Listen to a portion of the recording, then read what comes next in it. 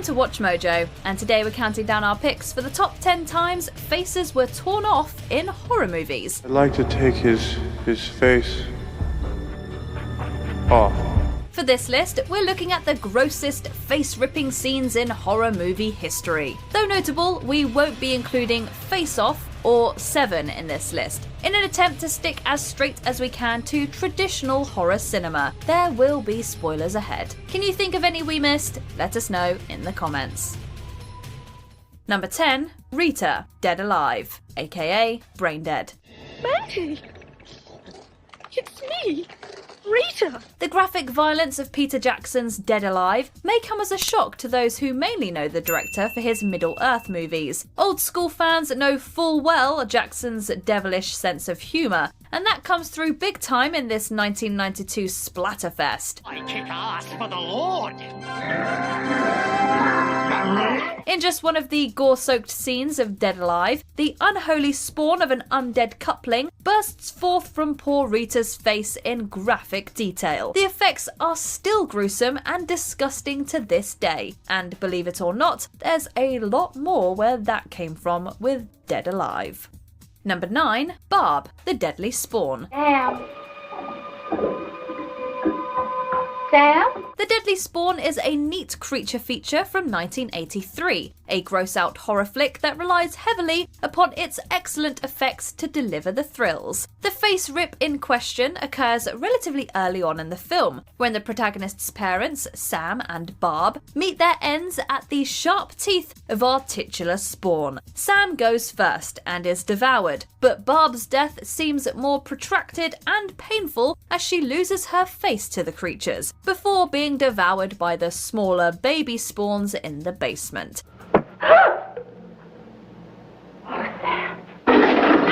It's all extremely goopy, gross and disgusting, and horror fans probably wouldn't want it any other way.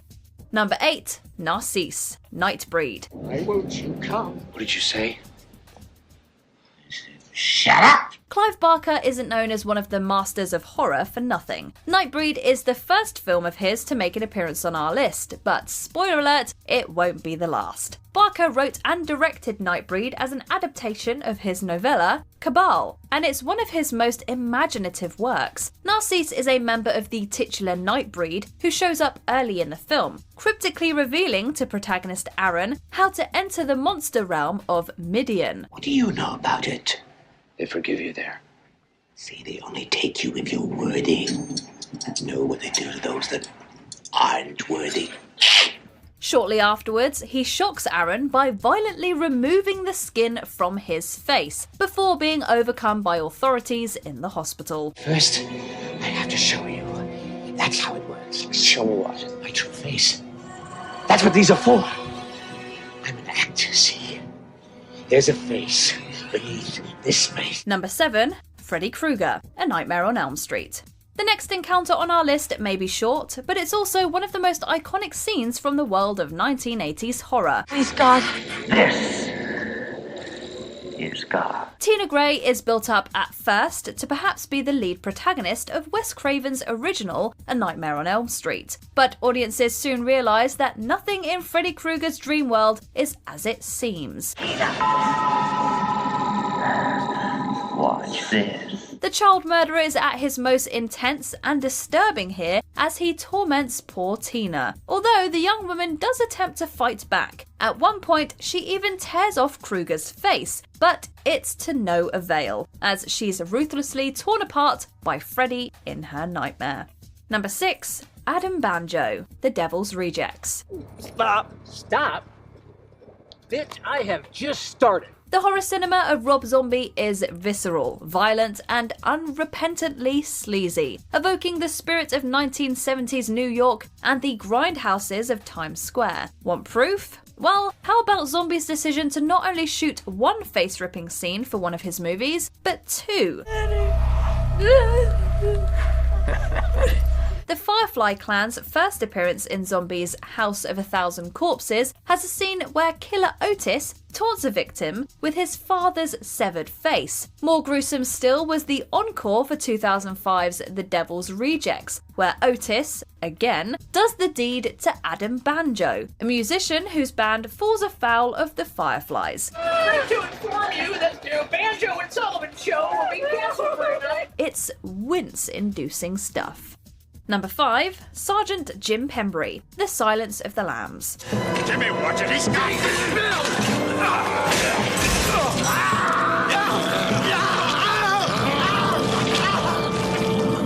Jesus Christ! Dr. Hannibal Lecter is no stranger to, let's say, facial reconstructive surgery, such as the time he narcotically induces Mason Verger into a state where he self-inflicts such damage. Fans of Lecter's second appearance on film are probably more familiar with his dramatic escape in 1991's Silence of the Lambs. Ready when you are, Sergeant Pembry. Here, Lecter, played by Sir Anthony Hopkins, uses the face of a guard he attacks, Sergeant Pembry, as a disguise to escape police custody. This is only revealed when Pembry/Lecter emerges during an ambulance ride and causes more bloody carnage. It's a shock many moviegoers never saw coming. Weapon unknown. We've got grand mal seizure activity, but he's post-dictal now. The vital signs are good. Number 4. L.G. Peters, The Texas Chainsaw Massacre 2. What the think you're doing here, you crazy looking little son of a bitch? Get out of here!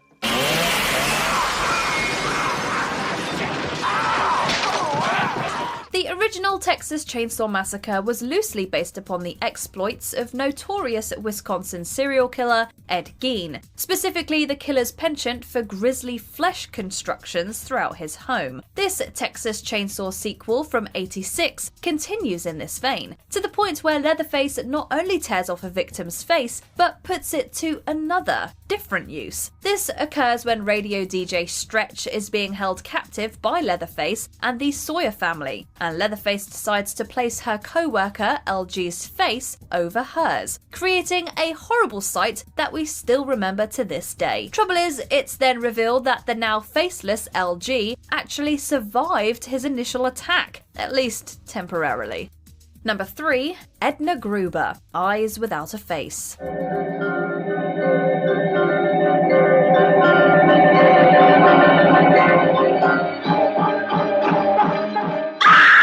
Who said slasher movies have all the fun? Horror fans in the know will likely point to this stylish and atmospheric thriller as an early example of transgressive horror within contemporary cinema, and with good reason. The plot of Eyes Without a Face has been retread numerous times, such as in 1988 with Faceless, directed by notorious exploitation auteur Jesus Franco. Scalpel.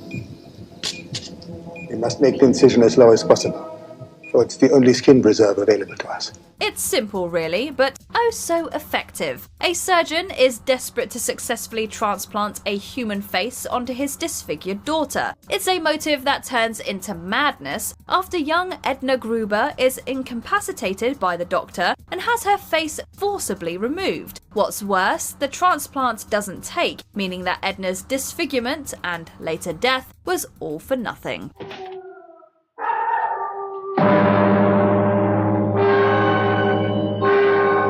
Number 2, Marty, Poltergeist. Go get something to eat.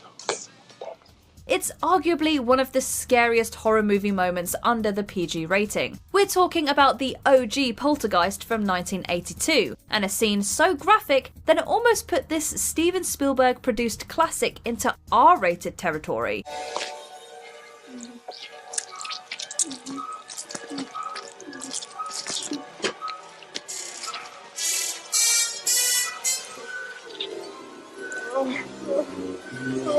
The fright occurs during a dream sequence when a paranormal investigator named Marty is peering into the bathroom mirror. We then see a terrifying hallucination, culminating with the mirror's reflection of Marty tearing off his own face. The special effects are still fantastic, and the hands that are doing the tearing actually belong to none other than Spielberg himself.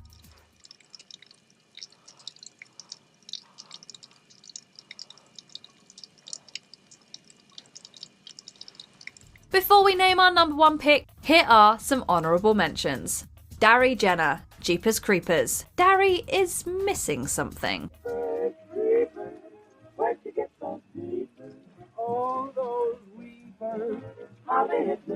Private Robert Rickles, Day of the Dead. A bad day to be a soldier.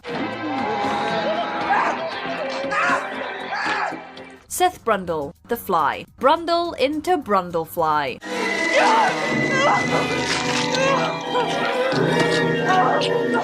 Shane, Child's Play. The gift that keeps on giving. Pickle time. Shane, pal! Nobody hurts my best buddy. Dr. Julius Lifflander, Basket Case. A new kind of malpractice.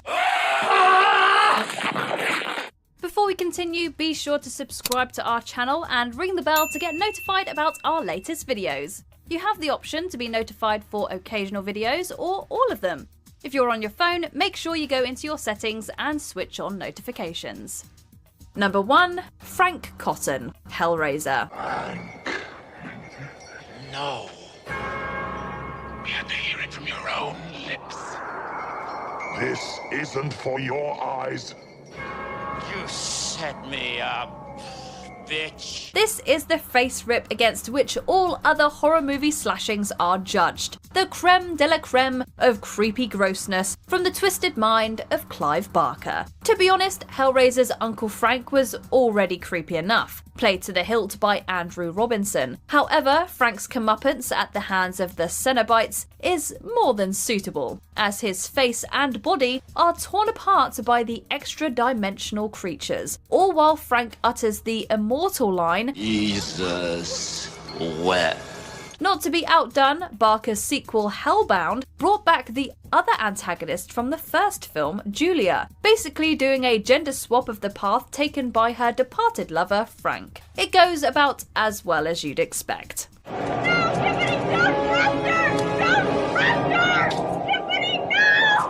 Did you enjoy this video? Check out these other clips from Watch Mojo, and be sure to subscribe and ring the bell to be notified about our latest videos.